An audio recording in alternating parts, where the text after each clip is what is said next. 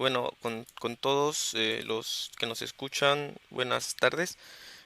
Vamos a comenzar esta tercera entrevista de nuestra serie de entrevistas semanales sobre la escena internacional y como parte del mundo, pues toca también hablar de nuestro país, ¿no?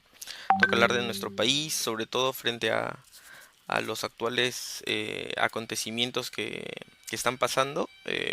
Tenemos como tarea conversar un poco sobre la situación de nuestro país, sobre la situación del Perú frente a la pandemia del COVID-19.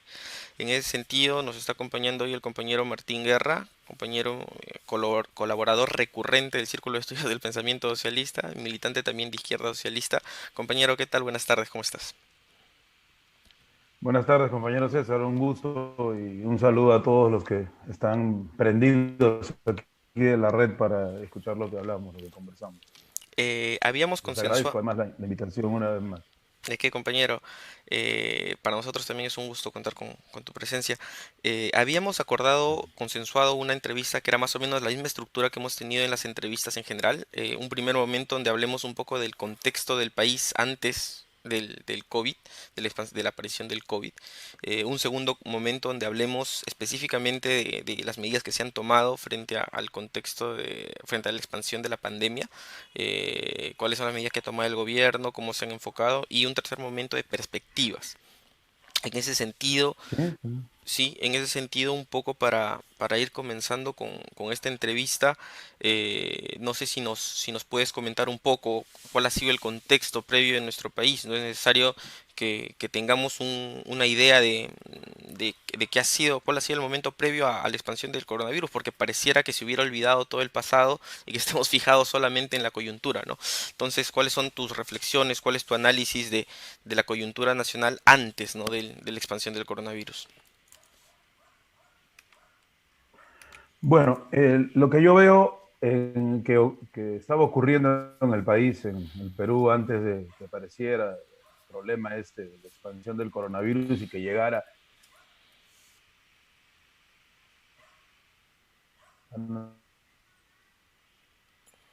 no dejaba de estar relacionado con una tendencia que es mundial y de la cual, por supuesto, los medios de comunicación no van a hacer jamás algún análisis.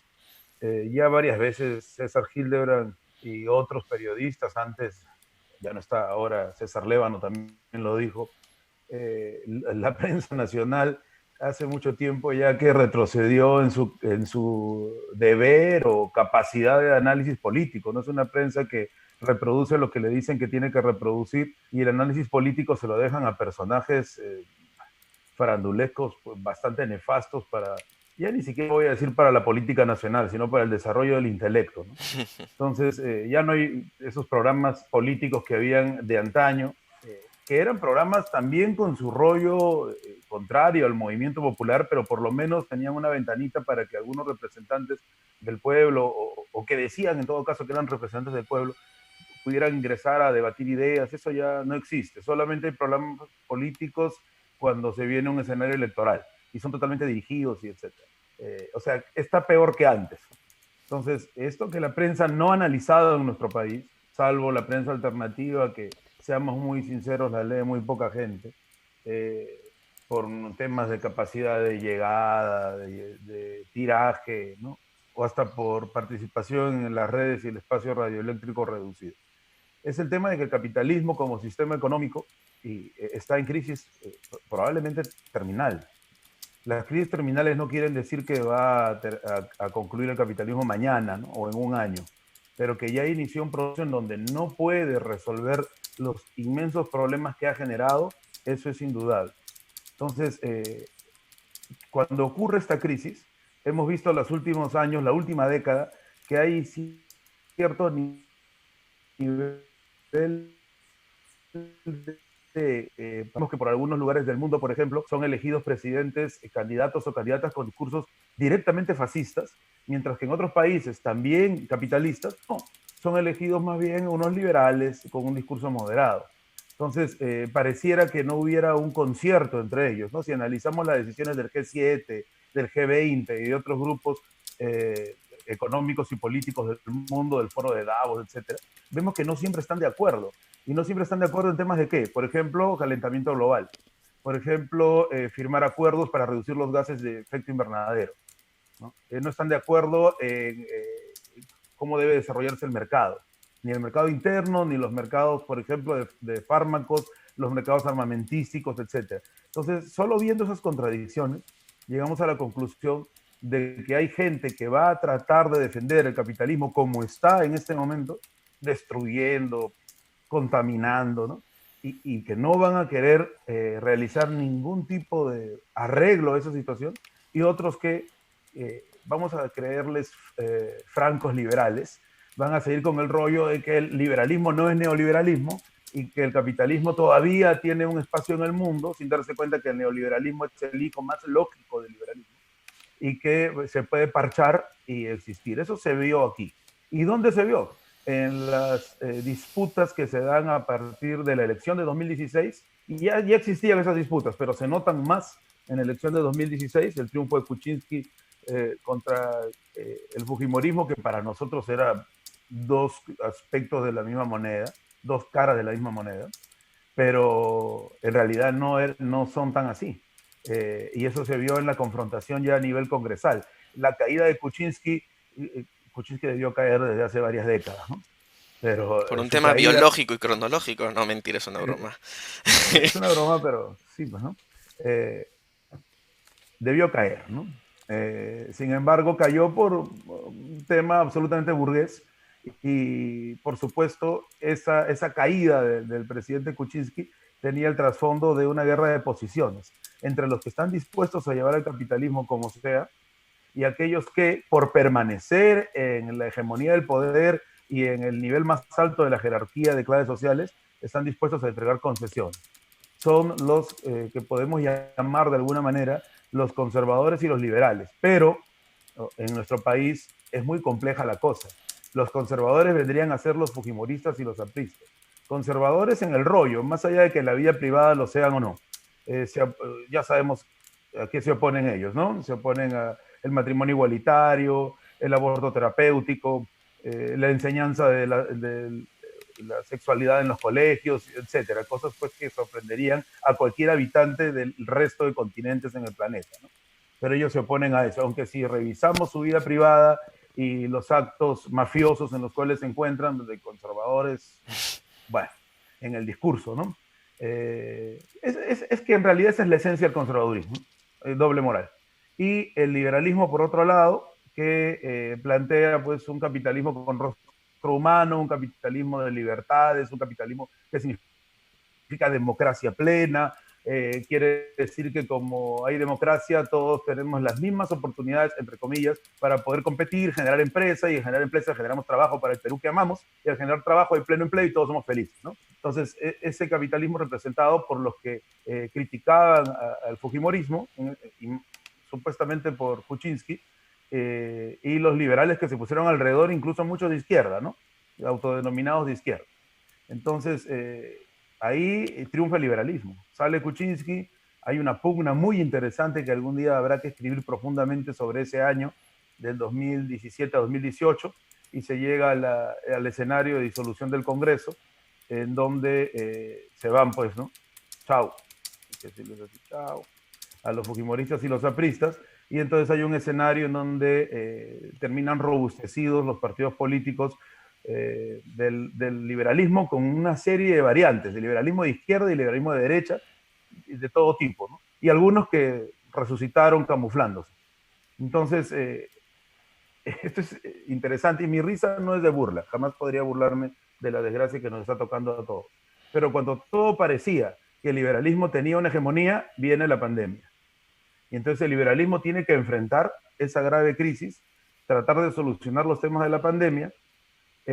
Ha sido muy interesante no tener que escuchar las opiniones de Becerril, de Mauricio Mulder, ¿no? Y de otros personajes del Congreso anterior. Yo no quiero ni imaginarme cómo hubiera sido esta tortura de la pandemia y de trabajar en casa y todo lo que ha generado para los que pueden trabajar todavía, porque de eso vamos a hablar también, bajo las opiniones de estos señores, ¿no?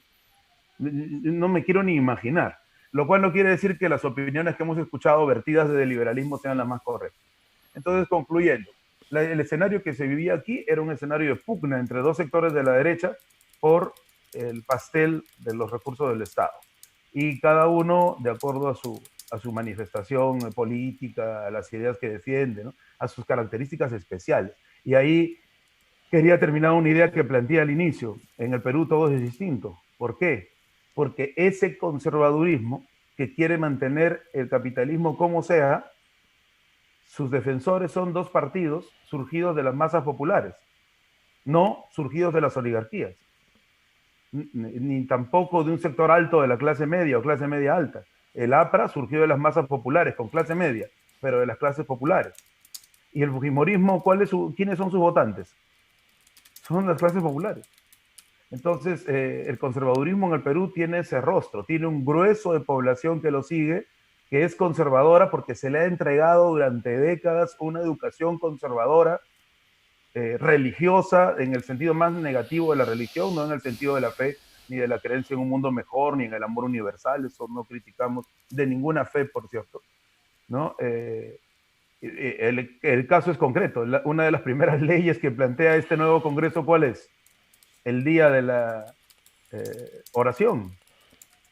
Yo no me voy a reír, pero es el siglo XXI, creo, ¿no? A veces me equivoco de siglo, es el XXI. Estamos en el 2020, el día de la oración. Todo día requiere una serie de cosas, ¿no? Apoyo del Estado, presupuestos, yo no sé qué locura va a ser eso, ¿no? Pero ese día de la oración grafica muchísimo lo que trato de explicar. Mientras que el liberalismo en el Perú, que tiene medidas más cercanas, estoy diciendo, ¿eh? No vayan a salir ahí algunos compañeros ultras a decir que estoy blindando el gobierno liberal, para nada, pero que tiene medidas más cercanas a los intereses del pueblo, está conformado por sus caras, son pues individuos mesocráticos, ¿no? Pero los que mueven los hilos son partidos que vienen de las oligarquías y que han resucitado en los últimos tiempos como Acción Popular, que pareciera ser un partido hecho de profetas que aman a la humanidad, ¿no? Hay algunos personajes interesantes, no lo vamos a negar, que a veces parecieran más de izquierda que la misma izquierda, ¿no? Pero la gran mayoría están pues ligados con los dos antiguos gobiernos de la UNE y han formado parte del aparato del Estado y tienen todo un discurso capitalista. Entonces, ese es el Perú. El Perú es muy contradictorio. Y esta contradicción de liberales y conservadores con grupos sociales que están detrás, que no se corresponden con el origen ideológico de sus discursos, es muy interesante y prefigura un escenario de conflicto. Y que digamos, dentro de todo, si bien, claro, en el Perú representa una particularidad, no es que sea privativo del Perú, ¿no? La compañera Lourdes nos informó en la entrevista anterior que en Brasil, si bien hay un apoyo a Bolsonaro desde la oligarquía, hay también un respaldo barrial, popular y un apoyo desde las iglesias evangélicas. Ni qué decir de Trump, que también ha llegado al poder con un discurso, pues, nacionalista, conservador, antiliberal, por decirlo, o antilibre mercado, primero América, no America First. Entonces, claro, es las contradicciones que señalabas en un inicio, ¿no? Como si no hubiera un acuerdo de dominación dentro de la misma burguesía a nivel internacional y que se reproduce a nivel nacional. Y Claro, nuevamente, ¿no? Sí. por ejemplo, el tema de Trump. Trump llega al gobierno básicamente por este discurso. Ya no van a venir más inmigrantes a quitarnos puestos de trabajo. En un momento de indudable crisis económica en Estados Unidos, donde los latinos y los asiáticos que llegan a trabajar no tienen derechos laborales. Claro. Entonces, por más que ellos digan que no los van a contratar porque Estados Unidos respeta todos los derechos laborales, mentira, se contrata gente para pagarles menos. Entonces, la idea era difundirle al trabajador norteamericano, estadounidense, tradicional, ¿no? Que les estaban quitando puestos de trabajo. Entonces Trump aparece como un nacionalista defensor de los intereses del pueblo, pero en realidad no. Está defendiendo los intereses del capital. Pero eso demuestra por qué el capitalismo se quiere cerrar, se quiere fascistizar. Pareciera que los ultraconservadores no ven otra manera de defender su fuerza de trabajo, estando la del resto a través de un hiperdesarrollo del capital, ¿no? Recordemos que cuando se hacen las maquilas, cuando se ensambla partes de aparatos industriales, de la industria, metal pesada y mecánica pesada en los Estados Unidos, comienzan a hacer las partes en otros lugares del mundo, para explotar trabajadores de otras partes del mundo bajo regímenes laborales puestos por presidentes apátridas. Entonces, y eso ha ido generando las grandes migraciones también. Entonces, parece que se pretende encerrar, pero cerrar en el discurso, porque en la práctica no lo podría hacer Trump porque viven de esa plusvalía. Por otro lado, Bolsonaro en Brasil agita, es increíble, se le enseña décadas a la gente que quien critica las medidas de cualquier iglesia es un diabólico, un ser nefasto que va a traer destrucción, y entonces estos fascistas aparecen blindando a las iglesias. Y al blindar a las iglesias es lo que el pueblo, no todo el pueblo, pero un sector del pueblo postergado, hambriado, ve como en realidad el que está defendiendo la moral. Y ahí hay un largo trabajo que hacer. Por eso lo quiero decir ahora, ya que hay el espacio, ¿no? Puede parecer que no tiene nada que ver con el tema, pero yo convoco a los compañeros militantes de la izquierda, los que tienen el pensamiento crítico, que cuando debatan con miembros de nuestro pueblo a través de las redes o en persona, que defienden a presidentes como Bolsonaro o expresidentes como Fujimori, no lo hagan insultándolos, porque ahí hay que hacer un gran trabajo de intercambio de ideas. Me duele mucho cuando se ve, claro, eres fujimorista, o sea, tienes el cerebro hueco, o no piensas nada y hacen memes con imágenes ofensivas. Esa no es una actitud de un izquierdista, es una actitud de un soberbio y no forma parte de las ideas. Quienes, entre comillas, creemos que tenemos la razón, nuestra labor es educar, no ofender. Quería aprovechar para decir eso. Finalmente, para ir cerrando, es cierto, una parte, un comentario, ¿no? Recuerdo a propósito de la doble moral que señalabas del conservadurismo, ¿no? De que por un lado, efectivamente, la familia, la religión, el orden, y por otro lado, los negocios más sórdidos, ¿no? Me hace recordar un poco a, no sé si te acuerdas la escena del Padrino, donde empiezan a discutir sobre los negocios y Corleone empieza a decir, mira, sí, los vicios y todo, pero esto de las drogas me parece excesivo, ¿no? Y hay una discusión moralista sobre qué negocios sucios poner, ¿no? Entonces me hace recordar un poco esa escena, pero poniendo entre paréntesis este comentario que me parecía interesante señalar. El padrino era el mafioso bueno, ¿no? Era Eh, el claro, era un otro de mafioso todo. con valores, ¿no? Era un mafioso con valores. Era Eh, el liberal. Sí, en todo caso, de todas maneras es innegable que ha habido al interior del movimiento popular un sacudón respecto a la imagen que tienen respecto al fujimorismo y del aprismo, digamos, eh, producto de esta crisis política, ¿no? Es decir, la fuerza que tenían antes política no la tienen ahora, aunque, digamos, esta visión un poquito conservadora que se señala no ha desaparecido y que se expresa de alguna manera en las propuestas políticas que han conformado el nuevo Congreso. De todas maneras, es cierto, creo que que el fujimorismo y el aprismo han sido desplazados parcialmente de la escena política, ¿no? ¿Qué opinión tienes al respecto?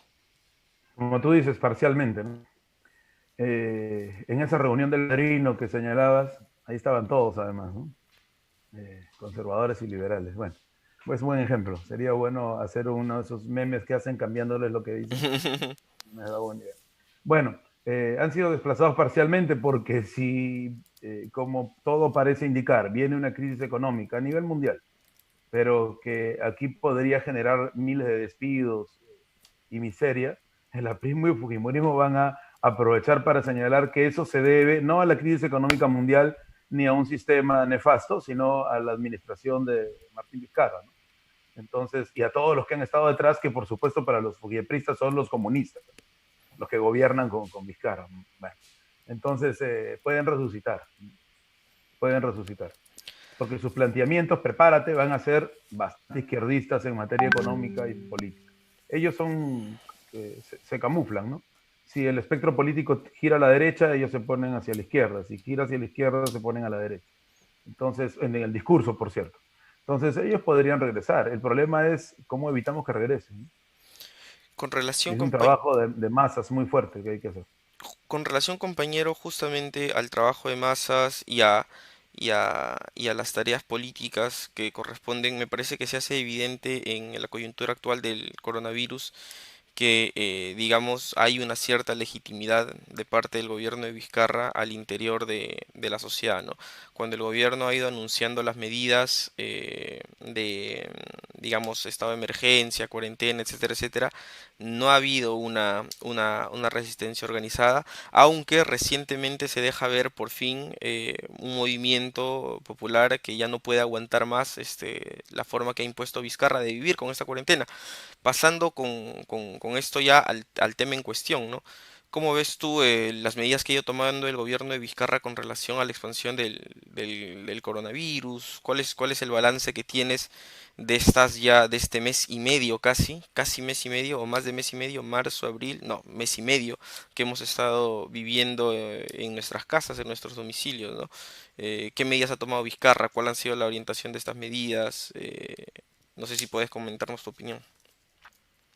Bueno, sí, en realidad es un tema delicado, ¿no?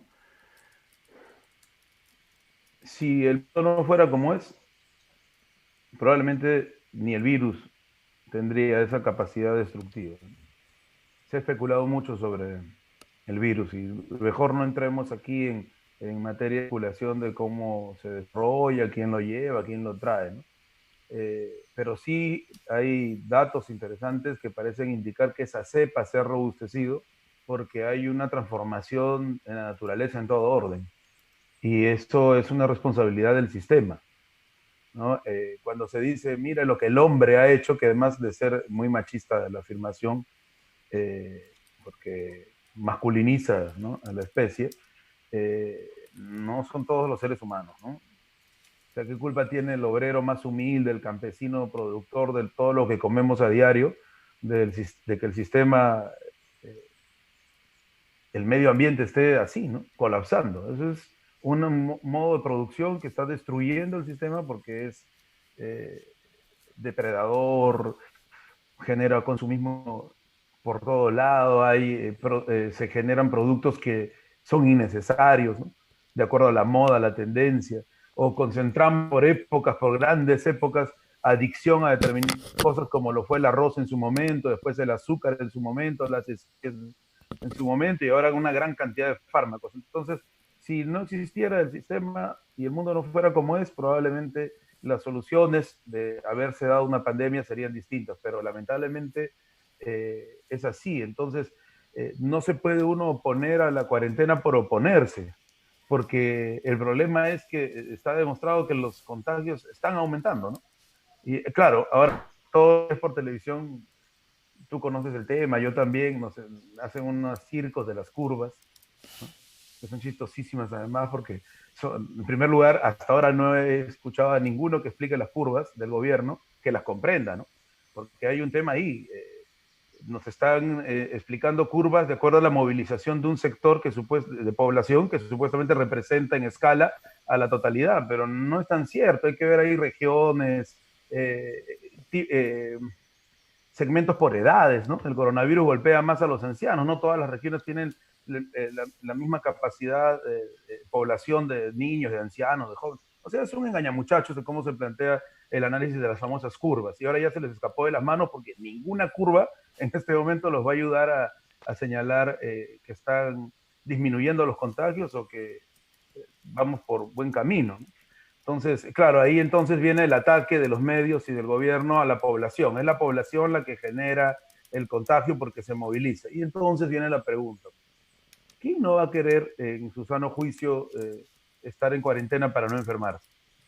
Más allá después de algunos criterios que podríamos calificar de minucias si se ponen en comparación con poder vivir, ¿no? Como es el hastío de estar todo el día encerrado, ciertas angustias, ansiedades que se generan, muy normal porque hemos cambiado nuestra rutina. Pero eso es soportable. Pero en el Perú, ¿cuál es la cifra de personas que mantienen a su familia con el trabajo diario? O sea, no es corta, no es una cifra pequeña. A esas personas se les da un bono de 380 que hasta ahora no está, se ha cumplido el primer bono al 100%. Hasta ahora, en mes y medio. ¿Cuándo se va a cumplir? Y el segundo se cumplirá pues para Navidad. Entonces, es bien fácil. Tú y yo todavía mantenemos el trabajo, pero por el tipo de trabajo que tenemos. Pero, ¿y si fuéramos el chatarrero? Si fuéramos el que selecciona basura, disculpa que lo diga así, pero ese es un trabajo en el Perú y la seleccionan a mano pelada. Si fuéramos el que vende ambulantemente jugo de naranja o desayuno, ¿qué hacemos? Y no llega el bono. O sea, ¿qué se le dice a los hijos? Estamos en cuarentena, hoy día no comemos, tiene que salir, pues. Tiene que salir arriesgándose, sin permiso, burlando la militarización que se ha puesto en el país, ¿no? Y la policialización. Entonces, ahí es donde cuando uno vive un estado fallido como el Perú, ¿no? Ya ni siquiera en el sistema capitalista, en un estado fallido como el Perú, en donde vemos que todos los presupuestos que se han entregado para educación, porque la educación es importante, algunas personas sí es cierto, salen a no hacer nada, no porque tengan que trabajar, sino se van a la playa, van a pasear, a andar de la mano, ¿no? Eso es una tontera porque ahí sí están contagiando, pueden contagiar. Pero más allá de eso, las grandes mayorías que salen, salen a trabajar. Y si aquí se hubiera invertido en educación, se ha destapado el porcentaje del PBI para salud, es ridículo, ¿no? Los hospitales que se han construido, salen los apristas a decir, Alan García construyó hospitales, sí, cemento, pero adentro no había absolutamente nada, ni presupuesto tampoco dirigido para poder solucionar los problemas del personal de salud de alta economía. Pero bueno, quienes conocen un poquito el capitalismo, saben que las empresas peruanas pueden subsistir más de un año, me refiero a las grandes empresas, no a las pequeñas y medianas para las cuales no hay ninguna idea de apoyo, sin facturar. O sea, lo que la CONFIEP no quiere es perder la plusvalía que siguen acumulando y quieren que el Estado, con el dinero de todos los peruanos, mantenga ese usufructo. Y el discurso de ellos a través de los medios es que con lo que ahora se habla, ¿no?, de bono universal, más bien los trabajadores quieren recibir dinero de todos los peruanos, o sea, invierten el rollo, ¿no? Pareciera que el bono universal significa que con la plata de todo el Perú se les va a regalar a los trabajadores, cuando es al revés, lo que está pidiendo la CONFIEP, con la suspensión perfecta de labores, o sea, con despido masivo, y además, ¿qué significa eso? La pauperización de miles de familias. Están planteando mantener sus privilegios, ¿no? Y decía que era clasista no solo por eso, sino el tema de las AFP y las CTS. Cuando sale ese rollo, muchos de mis conocidos que trabajan en el mismo rubro que yo, la enseñanza, estaban felices porque podían retirar parte de su CTS y de la AFP. ¿Cuántos peruanos tienen CTS? ¿Cuántos peruanos tienen AFP? Entonces las medidas han sido dirigidas a nivel empresarial para proteger a las oligarquías. Pero ellos quieren masa, tildan a Vizcarra de que no está haciendo suficiente para protegerlos. Lo tildan de populista. Imagínate ese nivel de contradicción. Luego, protección a las clases medias, porque saben que las clases medias en este país tienen capacidad de movilización y de discurso por un tema económico. Y para las clases trabajadoras, los humildes, ahí en realidad bonos, o sea, regalos del Estado con dinero de los propios trabajadores, o sea, ningún regalo, y pauperización, miseria, postergación, destrucción de puestos de trabajo, persecución, presidio incluso, se les ha arrestado por salir a trabajar y los medios de comunicación han hecho un circo de esto, tildándolos de ignorantes, de malcriados, etc.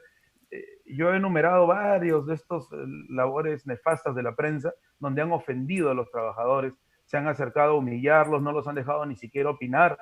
Recuerdo mucho un frutero que la tipa, la periodista, disculpa que le diga la tipa, pero me causa indignación, comenzó a insultarlo de ignorante, a ofenderlo, porque estaba cogiendo la fruta con sus manos y no sé qué pretendía, era una locura, ¿ya? Porque no era ni siquiera las recomendaciones de la OMS, porque la prensa en el Perú es todo, científica, filósofa, política, analistas económicos, se les ha dado tal poder que ellos pueden dictaminar. Entonces hay un convenio, una convivencia entre el gobierno, las grandes empresas y la prensa para decir lo que es correcto hacer, con sus contradicciones, ¿no? Con sus contradicciones. Cuando no les gusta lo que hace Vizcarra ya lo tildan de populista, porque Vizcarra está atrapado, pues.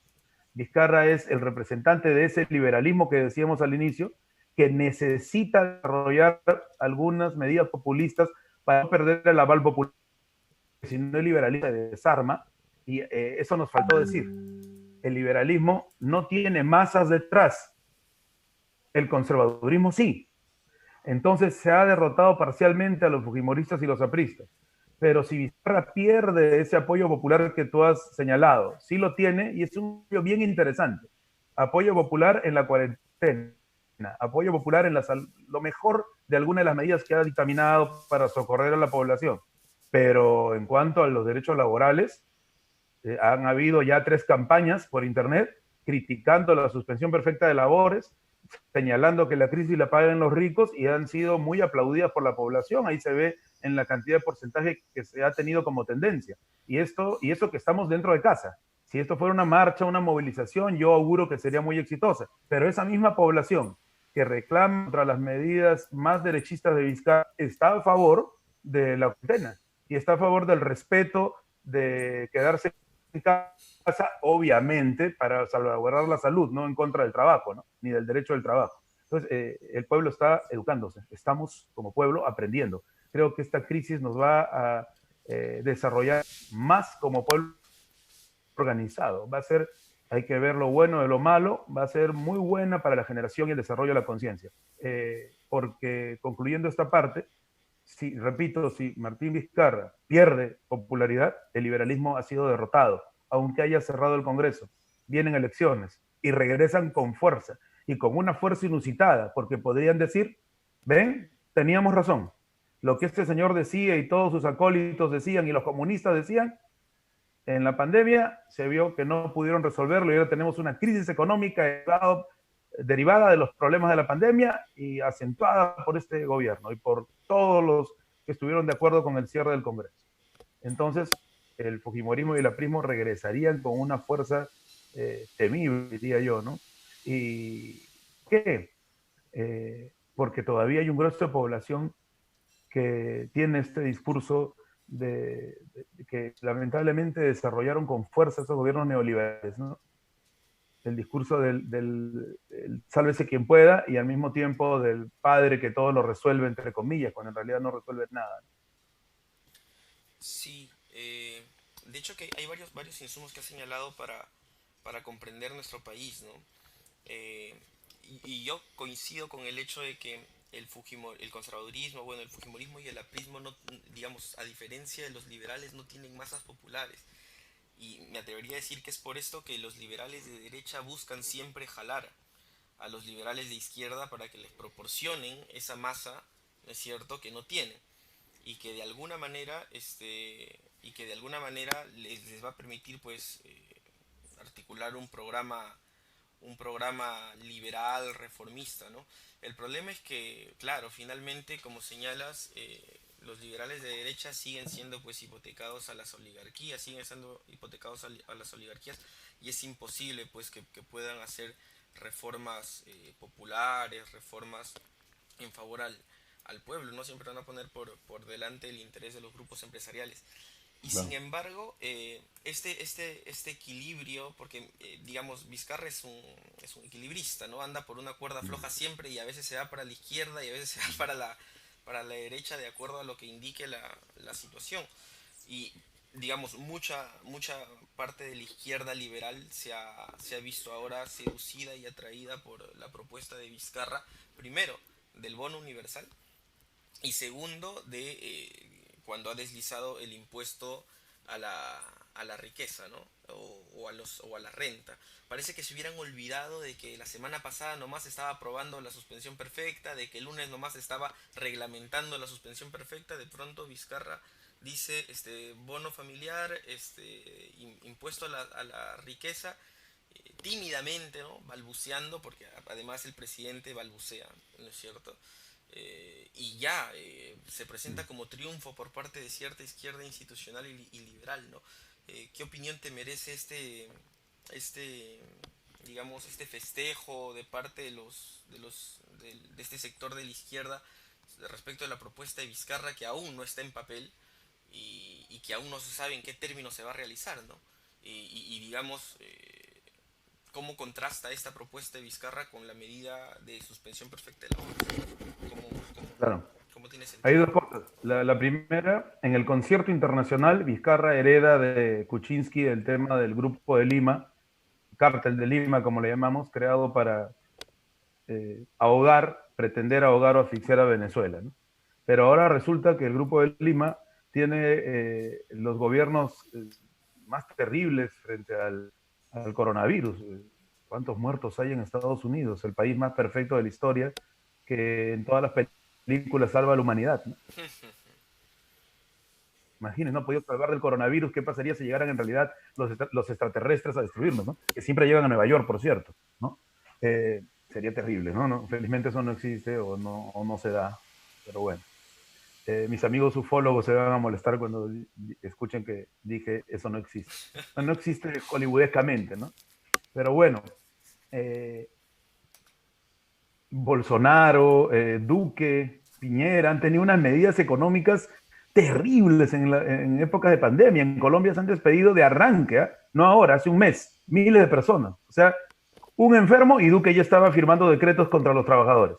Decretos, yo no sé ya cómo se llamará, eso es ultraneoliberalismo.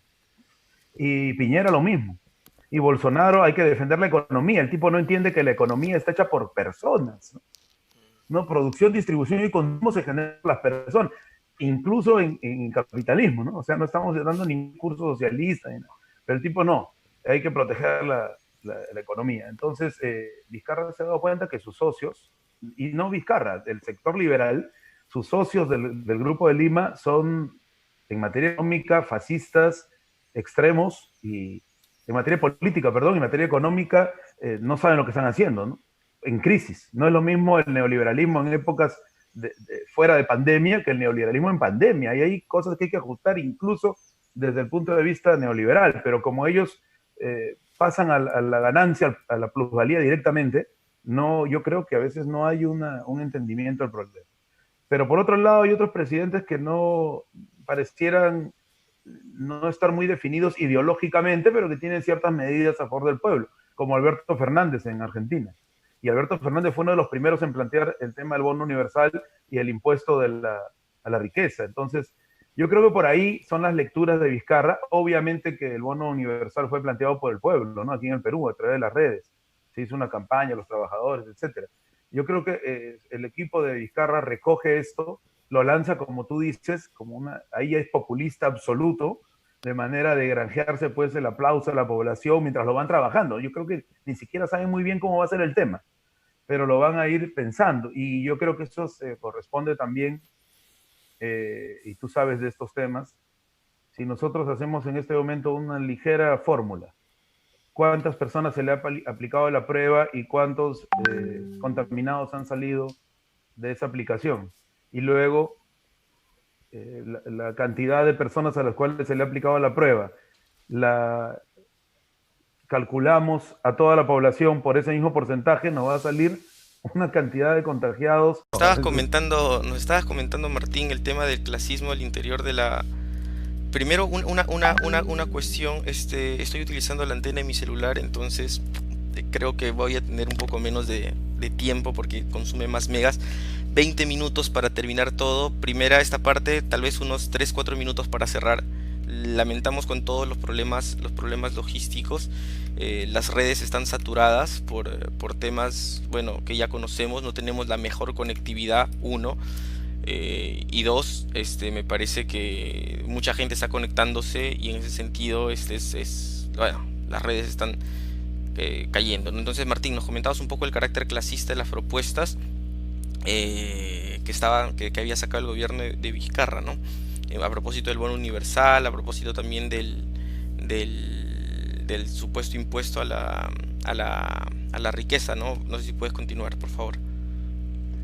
Sí, no, te decía, estábamos justo analizando cómo el gobierno de Vizcarra busca de todas maneras una correlación de fuerzas internacional, pero su correlato, el Grupo de Lima, ha tomado todas las medidas totalmente distintas a las que se han tomado en el Perú.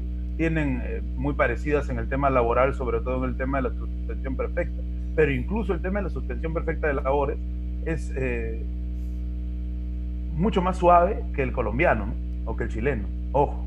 Entonces yo creo que como ellos no tienen una masa de apoyo poblacional que forme parte de la militancia de sus partidos, es lo que tú decías, buscan entonces jalar a las masas de los partidos de izquierda, que ya algunos estaban, como bien decías, felices por el tema del bono universal, que solo se ha anunciado pero que no se ha dicho cómo se va a implementar, y están contentos ya. Entonces acá los liberales tienen un riesgo y ellos hacen el balance.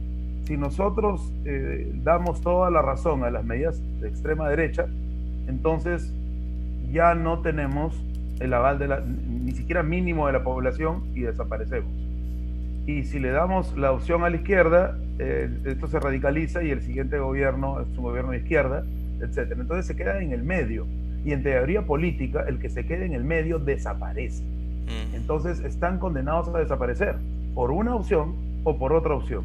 Entonces en esa condena buscan parecerse un poquito a Alberto Fernández, sin entender el proceso argentino, que ha sido pues de un gobierno de desarrollista de izquierda, de los Kirchner y Fernández de Kirchner, que después por algunas cosas no hechas se fue a la extrema derecha con Macri, que fue un desastre universal, y ha regresado el kirchnerismo de alguna forma con Alberto Fernández, un poco más suave tal vez que el kirchnerismo, pero con medidas económicas más pensadas que el kirchnerismo. Es algo que hay que evaluar. Entonces, por ahí ve Vizcarra a quién parecerse, porque parecerse a Lenín Moreno, parecerse a Piñera, a Duque, a Trump. Entonces, hay un vacío de modelos para el liberalismo político y económico en el Perú. Entonces están creando su propio modelo, y es un modelo ni fu ni fa, como se decía antes, ¿no? Y entonces primero comenzaron con medidas que ya las analizamos a la clase media, ¿no? ¿Cuántos afiliados a algún sistema de pensiones hay en el Perú? 32% de los que están en edad de trabajar. 32%. Es la tercera parte. Entonces va dirigido a las clases medias. Y el tema de la CTS también, ¿no? Entonces, tomando en cuenta que en el Perú solo 28% de la PEA está en un trabajo formal. Entonces, ese 28%, ¿cuántos tendrán CTS? Es ridículo, ¿no? Entonces, ese fragmento de población para ellos fueron las primeras medidas. Pero entonces la masa se vio que había pauperizado su forma de vida, y aquí las condiciones de extrema pobreza son muy duras. Y eso con cifras de la ONU que maquilla los índices, ¿no? Obviamente. Entonces, por ejemplo, la distancia entre extrema pobreza, condición de extrema pobreza, ¿no? Y condición de pobreza, ese es un índice. Entonces, pueden pasar en cualquier momento a uno u otro lugar. Entonces, esos maquillajes que se miden por cuánto ganas y no por cómo vives, ojo, que debería ser el índice, nos demuestra un Perú quebrado, y que ahora ya se dio cuenta que las medidas pueden tal vez ampliarse más a toda la población. Pero fíjate, ampliando las medidas a toda la población no deja de favorecerse a la clase media. Esa clase media está gran porcentaje en los partidos liberales de izquierda, y entonces necesita ese segmento, esa correlación de fuerzas, pero al mismo tiempo no puede romper con la derecha, y no lo va a hacer. No lo va a hacer porque es derecha, además. No lo va a hacer. Entonces, el gobierno de Vizcarra, de continuar como está, ¿no?, en el medio de dos fuerzas pugnantes, va a caminar directamente a su destrucción, a su eliminación como opción política. Probablemente ya él sea coherente de esto, por eso ha dicho que no va a participar en elecciones. Entonces, ¿qué viene después? ¿No? ¿Qué viene después? Entonces, el tema de las últimas medidas hay que verlo en el correlato internacional, y si es posible o no aplicar estas medidas por cómo se están aplicando aquí. La CONFIEP, que es mucho más audaz y coherente que el gobierno, lanzó su carta donde decía lo que había que hacer antes de que al gobierno se le ocurriera el impuesto a la riqueza y el bono universal, porque sabía, ya hizo su análisis. Ellos han ido a Carlos Marx, conocen el análisis dialéctico, saben la plusvalía, viven de eso. Entonces se adelantan a los acontecimientos. Entonces la pregunta es, ¿la CONFIEP y sus medios de comunicación y su ejército se van a dejar una medida de impuesto a la riqueza? Entonces hay que ver esto, ¿no? Hay un reducido porcentaje de AFPs, por ejemplo, que es impresionante. Hay una persona que tiene 5,7 millones de soles de su AFP, ¿no? Entonces, pero es un porcentaje pequeñito, y que representa de alguna manera quiénes son las oligarquías en el país. Son una élite y tienen un manejo total de los recursos y de los medios. Ponerles un impuesto a su riqueza, ¿quién va a medir eso? ¿Cómo se va a hacer? Yo estoy de acuerdo, ¿eh?, que la crisis la paguen los ricos totalmente, porque ellos han generado la crisis, son los que sustentan el sistema económico. No hay división entre virus y pandemias y sistema capitalista. No hay división entre calentamiento global, depredación de los recursos naturales y sistema capitalista y virus y pandemias. Forma parte de un entramado. Estuve revisando porque estoy preparando un artículo sobre el tema de la pandemia desde el punto de vista social y estuve revisando las grandes pandemias de la historia desde el siglo XI, en Europa primero y en otras partes del mundo. Siempre hay dos cosas que se unifican en una pandemia: cambio de época social y política y algún desastre en materia económica. No hay divorcio de eso. Van de la mano. Entonces, que aquí, después de esto, pasamos a otra etapa, es lo que se viene. Y que la pandemia es un resultado de la manera en que se lleva el sistema económico, lo es también. Incluso por cómo vivimos. La falta de solidaridad, el poco pensamiento en lo que le puede ocurrir al otro, todo eso es producto del sistema. O sea, ya lo que César ya no lo dicen a los estudiantes, alguna vez se dijo, aunque sea un poquito, ¿no? Y que cuando lo manifestamos pues nos tildan de como dinosaurios marxistas del siglo pasado, pero la forma en que uno hace su plata tiene su reproducción en cómo vive. ¿Ya? Si tú te dedicas al robo, yo quisiera ver cómo es tu familia. Si tú te dedicas a vender drogas, yo quisiera ver cómo son tus afectos. Si tú te dedicas a matar y vender partes del cuerpo, yo quisiera ver cómo es el amor hacia tus hijos. Y encontraríamos muchas cosas. No hay divorcio. Del mismo modo, si el sistema capitalista vive de depredar, malpagar, robar, expoliar, su reproducción es individualismo, falta de solidaridad, mentira, ignorancia, crimen, maldad, brutalidad. Entonces, eso también está con la pandemia. La pandemia es algo que aparece de la nada, no se genera y no forma parte de las decisiones de la humanidad. Entonces, por supuesto, los medios nunca van a hacer ese balance, pero hay que hacerlo. Es fundamental entender que la pandemia no la ha mandado Dios, ni es una desgracia que nos cae del cielo, sino que forma parte de cómo estamos viviendo y hay que combatirlo con medidas distintas de esas formas individualistas de vida. Hay que rescatar la solidaridad social. Compañero, tenemos algunas preguntas dentro de la transmisión relacionadas primero señalar algunos comentarios al respecto de lo último que has mencionado, ¿no? De hecho que han habido discursos, pues, ¿no? Del tipo, la culpa la tiene la humanidad, la culpa la tiene el ser humano, o sea, desde el terreno, digamos, como que la naturaleza nos castiga, como del terreno de, Dios nos castiga, pero es siempre, digamos, o sea, evidentemente se presenta a la humanidad como culpable, pero difícilmente se la presenta también como la única, digamos, el único actor que puede resolver su propio problema, ¿no? Finalmente la humanidad puede ser culpable en su conjunto, algunos más y algunos menos, pero digamos, también es la única llamada a resolver el problema, ¿no? Lo segundo, me parece muy interesante, por ejemplo, hoy día revisaba las cifras de contagio en Centroamérica. Centroamérica, que es, digamos, dentro de toda América, de América, es la parte, digamos, con menor cantidad de población. Y uno veía, pues, que en Costa Rica, Puerto Rico, había muy bajo nivel de contagio. O en Costa Rica, creo, no recuerdo en qué otros países. Pero había un país que tenía el más alto nivel de contagio, que curiosamente era Panamá. Entonces, ahí uno puede sacar una conclusión de dónde son los países donde se producen la mayor cantidad de contagios, y siempre tiene que ver con la dinámica económica propia del país, con la interacción social más o menos elevada, y digamos estas variables, la rapidez de las interacciones sociales, ¿no es cierto?, la dinámica, están muy determinadas por el modo de producción, ¿no? Claro. La baja cantidad de contagios que había en el resto de Centroamérica evidentemente nos indica que son países con baja movilidad turística o baja movilidad económica, etcétera, etcétera, mientras que Panamá es un lugar internacional por definición, y digamos es un foco de contagio, ¿no? Lo mismo con Estados Unidos, el hecho de que haya tantos contagiados ahí se refiere a su densidad poblacional, sí, pero también o al volumen de la población en todo caso, sí, pero también se refiere al hecho de que es un centro económico de actividad y que si se da el lujo de parar esa economía, pues buena parte del mundo se vendría abajo. Lo mismo sucede con Europa.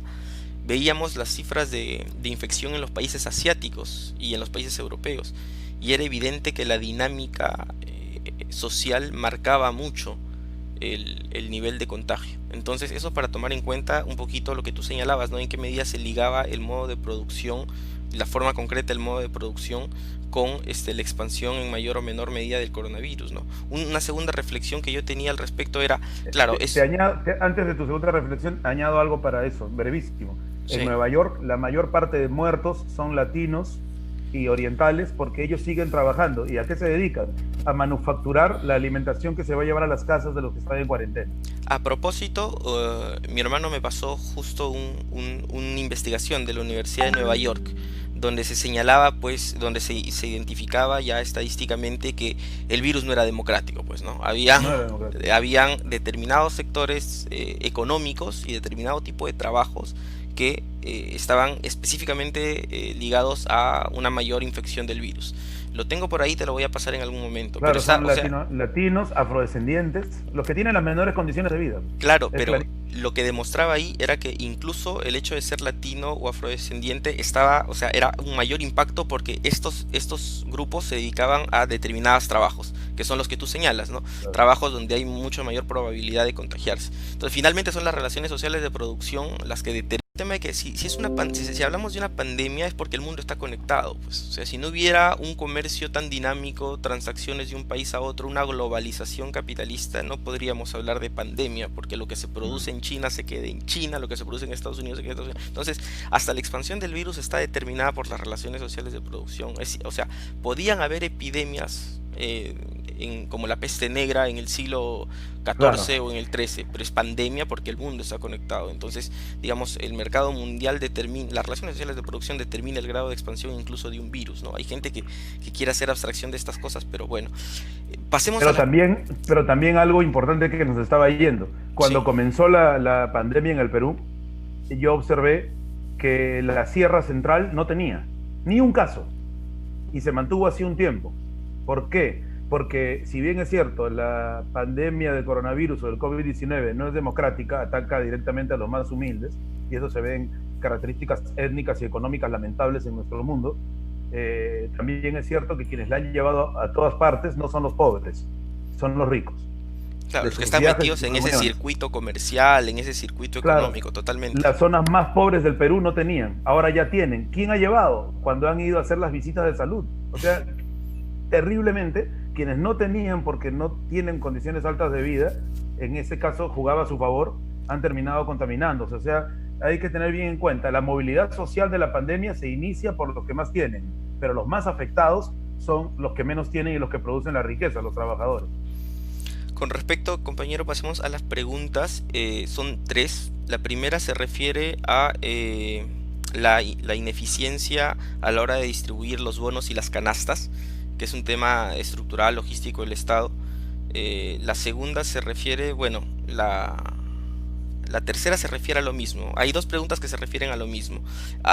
Esas preguntas hacen alusión incluso a el hecho de la desorganización de la población y de la tendencia hacia el saqueo de parte de la población. Vacino, lo leo en todo caso para que se pueda responder. ¿Cómo Sí. se lograría una buena distribución de bonos y canastas cuando en varios casos se ha mostrado que varios de ellos mienten en su condición o hasta llegan a saqueos? Primera pregunta con relación a bonos y canastas. Segunda pregunta con relación a bonos y canastas. Vemos que la cadena de suministro y la cadena de distribución no funciona, en todo caso no saben implementarla. Entiendo que se refieren a los bonos, a las canastas. ¿Qué decir al respecto? Esa es, bueno, otra pregunta al respecto. La tercera pregunta, digamos que no tiene nada que ver con el tema de bonos y canastas, dice, ¿cómo los datos en torno a la diferencia de la confirmación de la población entre una y otra región del Perú afecta la proyección de la curva y con qué procedimiento matemático se puede afirmar ello? Yo creo que puedo responder esta pregunta. Te dejo las otras dos a ti. Para el compañero Josué Javier Miranda Díaz, creo que a lo que se refería el compañero Martín era que nosotros tenemos una muestra de infectados, pero esa muestra de infectados no tiene ninguna validez estadística en el sentido de que hay varias variables que la sesgan, ¿no? En primer lugar, al que se le toma el síntoma, al que se le toma la prueba es al sintomático. Nosotros sabemos que el 35% de los infectados, si no me equivoco, o la tercera parte de infectados son no sintomáticos. Claro. Entonces podemos multiplicar la cantidad que tenemos por la cantidad de gente que ha recibido pues estos que digamos no presenta síntomas, ¿no? Entonces a nivel de región también, o sea, nosotros podemos decir que en Lima hay un mayor volumen de contagiados respecto de Lambayeque o respecto de Piura. Pero digamos, cuando vemos las tasas con relación a la población, no necesariamente están ajustados de la misma manera, ¿no? Y el Entonces, factor de edad. sí, y el factor edad, justo el estudio de Nueva York que te decía, también ponía el factor edad como un factor que Ah, explicaba eso, ¿no? Entonces, estas variables pueden, digamos, influir o impactar en la dinámica interna económica de una determinada ciudad. Y si digamos, se trata de ciudades comerciales como Lambayeque o Trujillo mismo, ¿no es cierto? Donde hay mucho comercio, evidentemente el comercio que requiere de una interacción física, ¿no es cierto?, va a favorecer a una mayor probabilidad de contagio, sin considerar otro tipo de variables como por ejemplo la destrucción del norte de nuestro país que priva a muchas regiones de servicios de agua, etcétera, etcétera. Entonces, digamos, las muestras que tenemos no toman en cuenta factores estructurales propios de las economías que podrían incrementar o disminuir, acelerar o retrasar la velocidad de contagio. Y en ese sentido, esa curva no tiene ningún tipo de representatividad. Está sesgada de principio porque solamente se le toman las pruebas a los que presentan síntomas, sin considerar que el 33% son asintomáticos, y eso ya te sesga la curva. Y en segundo lugar, porque no tome en cuenta para su elaboración y para las proyecciones, por lo menos yo no he visto que se tome en cuenta factores de tipo socioeconómico que, repito, la misma Universidad de Nueva York sacó un paper hace poco mostrando cómo las actividades productivas impactaban directamente claro. en la probabilidad o no de contagio. Lo tengo acá para el que lo quiera, bueno, lo subo después. Compa Martín, no sé si puedes responder las preguntas que plantearon los otros compañeros en unos breves 5 minutos antes de cerrar con la parte de perspectivas porque se me están acabando los megas. Entonces, las preguntas son de los compañeros Joan Romero y Asensio Canchari, Zulca. Bien. Saludos a los compañeros Joan Romero y Asensio Canchari, siempre pendientes de los debates en la red. Miren, hay un tema ahí importante. Siempre se dice que estados como el Perú son estados ineficientes. Yo creo que la ineficiencia de estados fallidos como el nuestro es en realidad una máscara para la corrupción. La distribución de los bonos, la distribución de las canastas, ¿quiénes se encargan? El aparato del Estado. Se ha desmontado el aparato del Estado corrupto que hereda Vizcarra de Kuczynski, que lo hereda de Humala, que hereda de García, y que así podemos llegar hasta la noche de los tiempos. En el libro, siempre cito ese libro pues, fundamental del profesor Quirós, Historia de la corrupción en el Perú, él señala una tesis interesante. La República Peruana se construyó sobre una estructura del Estado colonial que no cambió, sino en sus aspectos aparentes, en sus aspectos superficiales.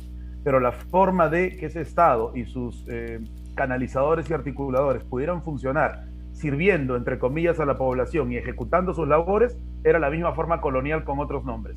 Y esa facultaba el robo y la corrupción. Por lo tanto, no ha habido un cambio de estructuras en nuestro país, ni un cambio de concepción del servicio público. Entonces, como es la misma estructura del Estado, todas las decisiones que se puedan tomar desde el gobierno, para bien o para mal, van a darse en eficiencia, entre comillas, que es la eficiencia que la corrupción necesita. Podemos dar medidas para que sea mejor, pero en la práctica no va a funcionar. ¿Qué hay que hacer? La población debe organizarse, cadenas de solidaridad. Los clubes de madres, los vasos de leche deben ser cada día más populares, es decir, no con una élite que los controle, sino con la población del sector organizada. Y cuando se den las canastas o se entreguen los bonos, hay que exigir aquí al funcionario que se coordine directamente con la organización de base del pueblo. Es más, nuestra labor debería ser generar microvideos explicativos para que las bases se estén organizando cada día más en cadenas solidarias, desde cadenas productivas, alimentarias, hasta de decisiones de toda índole en el barrio, porque el Estado llega y va a tener que articular con la organización popular. Esto se llama poder alternativo. El pueblo tanto habla de tener poder, bueno, comencemos por organizar nuestro barrio, ese es poder alternativo. No hay otra manera de frenar la ineficiencia del Estado, que es en realidad el rostro falso e ineficaz para poder generar la corrupción que tanto los beneficia y ha generado una élite poderosa. Gracias, compa. Antes de pasar a la parte de perspectivas, y te agradecería también que pudiéramos en esa última parte meter algunas palabras para terminar la transmisión. Quisiera compartir no sé si se ve el texto. Se llama El impacto diferencial del COVID-19 al interior de grupos demográficos y digamos con la evidencia de Nueva York, ¿no es cierto? Y búsquenlo, lo dejo ahí unos segundos, de todas maneras para que lo apunten si es que desean. El texto muestra cómo, digamos, determinadas actividades productivas están relacionadas directamente con una mayor probabilidad de contagio del COVID. Entonces, esta idea que nos ha metido el presidente Vizcarra de que el virus es democrático y que hoy todos los medios de comunicación dicen el virus no es democrático, el virus no es democrático, digamos que ya había sido enunciada por nosotros sin mucha evidencia estadística, un poco porque sabemos cómo son las cosas, desde el materialismo histórico, desde el marxismo, sabemos cómo son las cosas. eh, y ya se ha probado incluso al interior de una universidad del imperio, ¿no? Como la Universidad de Nueva York, que efectivamente el virus se expande en determinados sectores y con mayor velocidad y en otros sectores con menor velocidad. Entonces, invitarlos a leer, invitarlos a buscar información para hablar con conocimiento de causa en el caso del Perú. Y sí, pues, ¿no?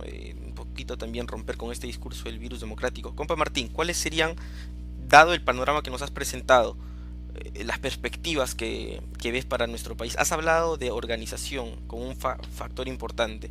Escuché ayer al primer ministro que él mismo pedía que la gente se organice. En momentos de crisis se requiere de la fuerza del ciudadano, ¿no? Finalmente la sociedad capitalista requiere que la gente esté viva para seguirlas explotando. Entonces, ¿tú cómo ves las perspectivas en términos de organización y en términos de lo que se vendría, ¿no? Eh, de manera breve, tratando de terminar antes de las 3:30, compa. A ver. Sí. Lo primero es que el virus no es la enfermedad y el virus no es democrático ni siquiera en el término biológico, ¿no?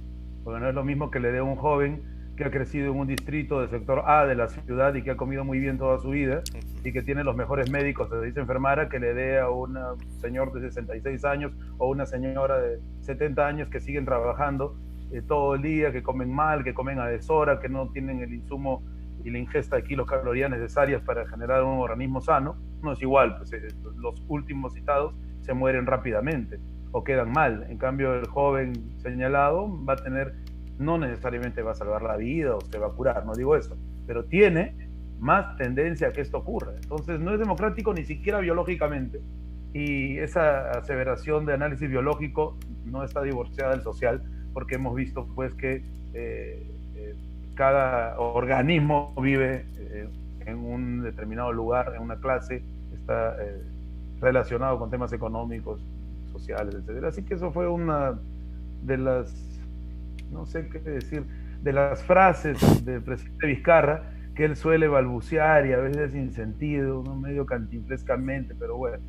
Eh, sobre las perspectivas, hay que hacer una visión medio ahí por arriba todavía, pero hemos visto, por ejemplo, un análisis de los precios de los mercados, en términos generales, de los mercados de productos alimenticios. Algunos, los mayoristas, mantienen cierta cercanía con el precio que estaba antes del virus, pero los minoristas no.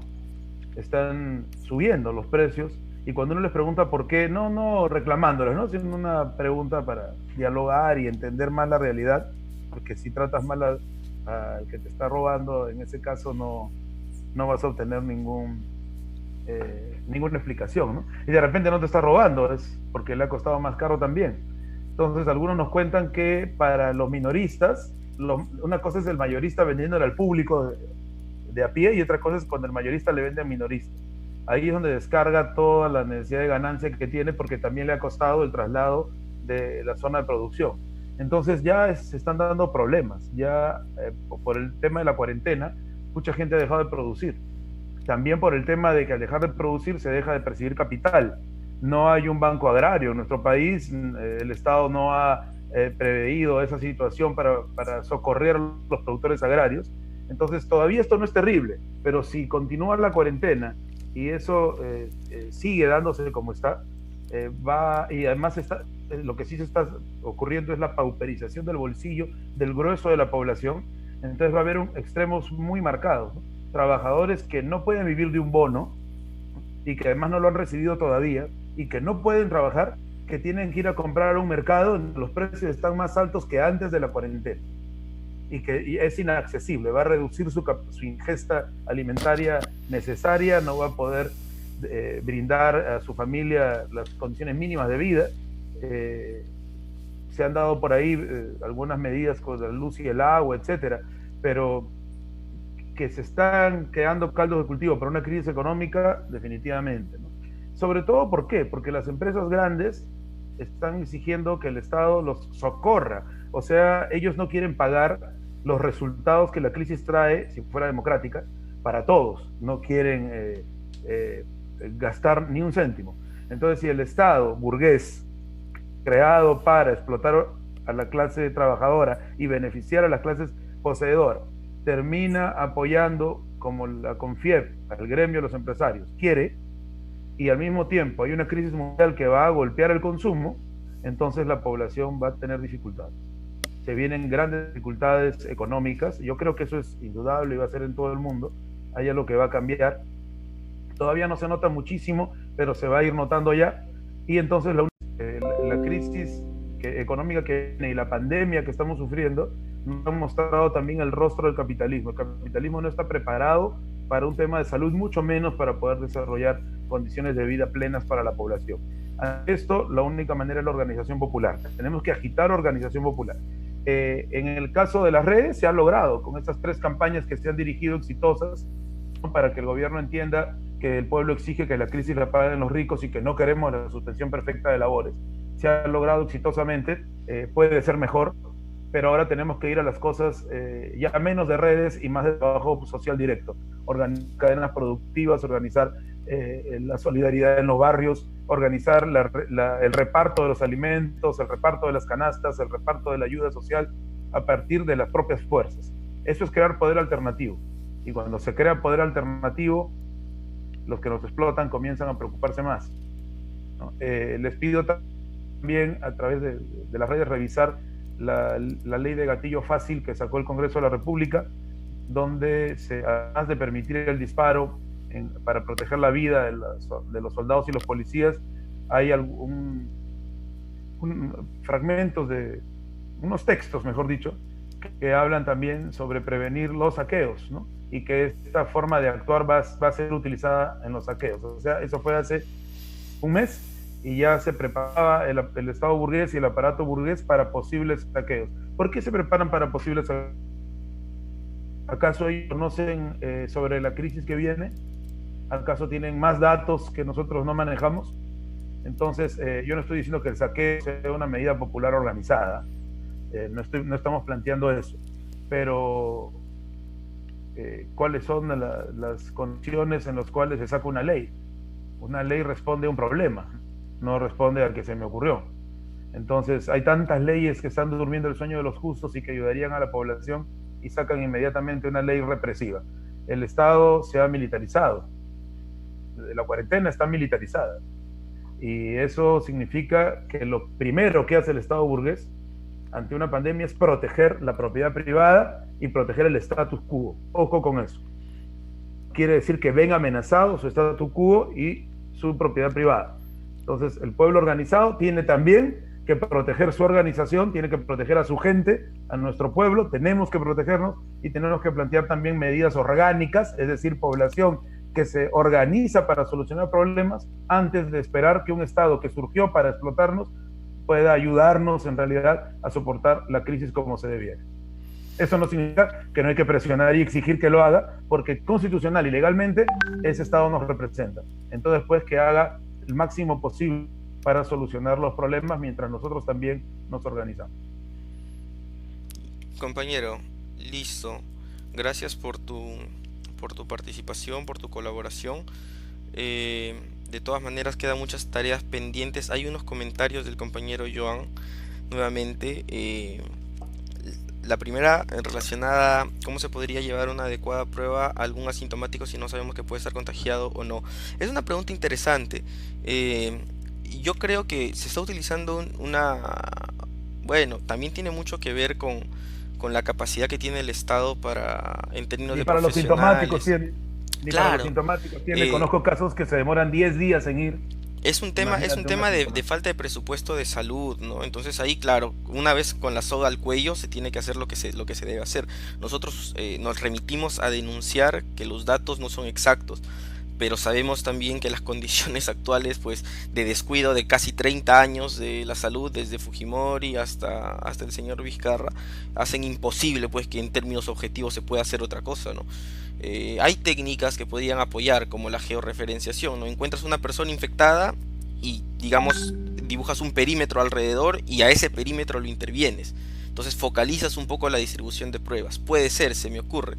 Yo imagino que Sí, en el claro. Estado también lo deben estar pensando, pero siempre van a haber problemas, sobre todo cuando el sistema de salud está tan descuidado. Uno. Lo segundo, el compañero también denuncia que hay corrupción en los barrios, es cierto, ¿no? Pero si hay corrupción es porque no hay suficiente organización. La corrupción siempre es producto de que un individuo logra transformar el interés colectivo en interés particular. Entonces no hay Claro. sujeto colectivo que defienda su interés, hay que desarrollarlo como dijo el compañero Martín. Compañero, un agradecimiento grande a tu presencia. Vamos a continuar Gracias a con las ustedes. transmisiones. No sé si quieres decir brevemente, 2 minutos o tres, unas últimas palabras. Gracias Respecto al tema, no las últimas palabras de tu vida. de mi vida. Y ahora muero de terminar esto. Gracias, compañero, a ti, al Círculo de Estudio de Pensamiento Socialista por organizar no solo esto, sino todos los debates, charlas, seminarios, conferencias que siempre están haciendo muy activos. Es lo que se necesita para quienes defendemos, se dice con todas sus letras, el pensamiento socialista y la acción del socialismo revolucionario. Entonces, no es que seamos críticos o criticistas de todo lo que se hace, sino que sin el arma de la crítica no se comprende la realidad, ¿no? Somos críticos, no criticones. Es por eso que se ha reconocido algunas que se pueden estar haciendo a nivel gubernamental, pero no se explican como actos de bien o de bondad o de maldad, sino tratamos de explicarlas como fruto de la lucha de clases, como fruto de las contradicciones internas del Estado burgués. Esto que me permite decir algo al final, no me demoro mucho, quiero dirigirme a algunos compañeros de izquierda que subjetivizan la acción política y solo por ser el gobierno un gobierno de derecha no quieren hacer ningún análisis de las contradicciones y para ellos ese gobierno de derecha es como cualquier gobierno de derecha sin distingo y lo que hay que hacer es luchar ciegamente contra ese gobierno de derecha diciendo no absolutamente a todas las medidas y avanzando en contra para llegar al paraíso social que se anhela. Jamás en la batalla social se lucha ciegas. Si algo nos enseñaron los maestros Carlos Marx y Lenin, que cumplió hace poco 150 años de vida, es que, y Mao y Fidel, es que hay que estudiar la realidad para transformarla. Si no se estudia la realidad, actuamos a ciegas. Y al actuar a ciegas cometemos terribles errores que pueden ayudar incluso a la derecha a establecerse con más poder.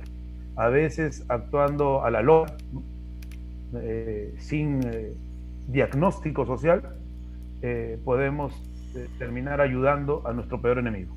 Entonces es nuestro deber, compañeros, desde la izquierda revolucionaria y socialista, analizar las contradicciones sociales al interior, no solo del pueblo, sino también de quienes gobiernan el Estado burgués. Solo así entendemos sus contradicciones y solo así actuamos sabiendo cuál debe ser el momento táctico referente a la gran estrategia de construcción revolucionaria del socialismo. Gracias, compañeros. Un abrazo a todos. Gracias compañero por tu presencia, gracias a todos por su sintonía.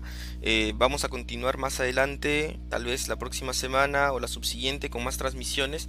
Esperamos hacer transmisiones de otros países, esperamos hacer transmisiones de nuestro propio país en diferentes regiones. Tenemos compañeros en muchos lados luchando, sumándose a la protesta, y estaremos invitándolos y contactándolos para que sean parte de nuestras transmisiones, y a ustedes también invitarlos a seguirnos en Facebook, a seguirnos en Twitter, a seguir en general las noticias y la lucha política que es urgente, ¿no? Involucrarse, como dijo el compañero, forjar organización, cadenas de solidaridad y avanzar hacia la construcción de nuestro objetivo final, que es el socialismo. Gracias, compañero Martín. Hasta la victoria siempre. Gracias. Para la victoria siempre venceremos. Venceremos.